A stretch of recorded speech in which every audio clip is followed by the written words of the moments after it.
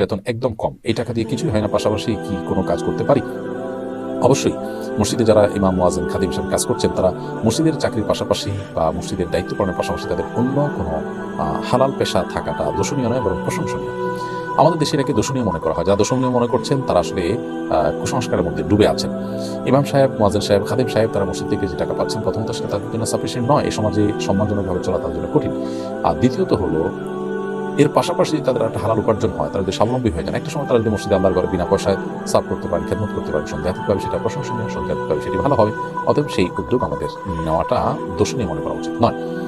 এর পাশাপাশি আরেকটা গুরুত্বপূর্ণ দিক আছে, সেটা হলো যে পৃথিবীর অন্যান্য দেশে আমরা দেখি, বিশেষ করে আরবের কথা আমি বলতে পারি, যে সেখানকার ওলামা ইকরাম কিন্তু মসজিদে দায়িত্ব পালন করার পাশাপাশি অন্যান্য পেশা নিয়ে থাকেন।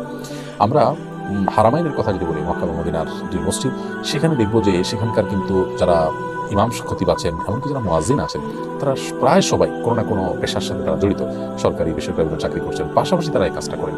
এবং সৌদি আরবের যতগুলো মসজিদ আছে বিভিন্ন প্রান্তে ছড়িয়ে ছিটিয়ে থাকা, সেসব মসজিদগুলোর প্রায় সব ইমাম, খতিব, মুয়াজ্জিনরা সবাই হয়তো স্কুল শিক্ষক, এমনকি কেউ মিলিটারি, কেউ পুলিশে চাকরি করেন, কেউ অন্যান্য চাকরি করেন, পাশাপাশি তারা মসজিদের দায়িত্ব পালন করছেন। তো মসজিদ থেকে যে টাকা নিচ্ছেন, তারা অনেকে দান করে দিচ্ছেন, অনেকে হয়তো সেটা তার কাজে ব্যবহার করছেন, আবার অনেকে নিচ্ছেন না, শুধুমাত্র আল্লাহর জন্য করছেন। তো সব মিলিয়ে এখান থেকে আমাদের একটা ভালো শিক্ষা গ্রহণ করার সুযোগ রয়েছে। সো মসজিদ ইমাম সাহেব, মুয়াজ্জিন সাহেব, খতিব সাহেব তারা যদি ইমামতি, মুয়াজ্জিন এবং তাদের খাদেমের দায়িত্ব পালন করার পাশাপাশি কোনো একটা হালাল উপার্জনের পথ খোঁজেন বা সেই পথ অবলম্বন করেন, সমাজের মানুষ হিসাবে আমরা সেটাকে দোষণীয় মনে করাটা বরং দোষণীয়। আল্লাহ আমাদেরকে হেদায়েত দান করুন।